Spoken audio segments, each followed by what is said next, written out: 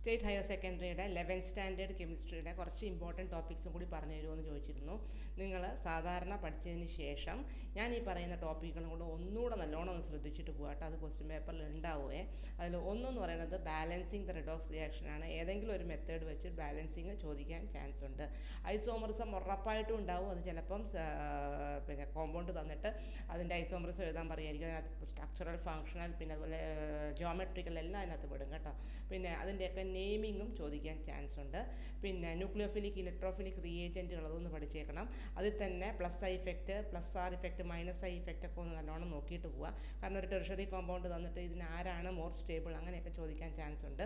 തന്നെയല്ല ഒരു ഫീനോൾ തന്നിട്ട് why it is undergoing electrophile substitution in the ortho para direction അങ്ങനെയുള്ള why ക്വസ്റ്റ്യൻസും അതിനകത്ത് പ്രതീക്ഷിക്കാം.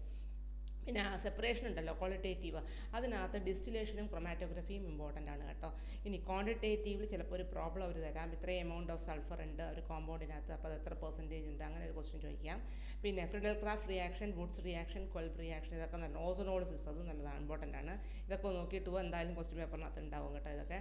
പിന്നെ കൺഫർമേഷൻ ചിലപ്പോഴൊക്കെ വരച്ച് ചോദിക്കാറുണ്ട്. സോഹോഴ്സും ന്യൂമനും ഉണ്ടല്ലോ, അത് ചിലപ്പോഴൊക്കെ വരയ്ക്കാൻ ചോദിക്കാറുണ്ട്. പിന്നെ മാർക്കോണിക് ഓഫ് റൂൾ ഉറപ്പായിട്ടും ഉണ്ടാവും. അതൊന്നല്ലെങ്കിൽ നേരിട്ട് ചോദിക്കും, അല്ലെങ്കിൽ ആപ്ലിക്കേഷൻ ലെവലിലും ചോദിക്കാം കേട്ടോ, അത് ഉറപ്പാണ്.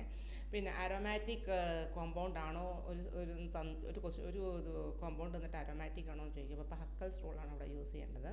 അപ്പം ഈ പറഞ്ഞ പോയിന്റുകളെല്ലാം നല്ല വൃത്തിയായിട്ട് നോക്കിയിട്ട് പോവുക. ഇതൊക്കെ ക്വസ്റ്റ്യൻ പേപ്പറിനകത്ത് കാണും കേട്ടോ. Thank you.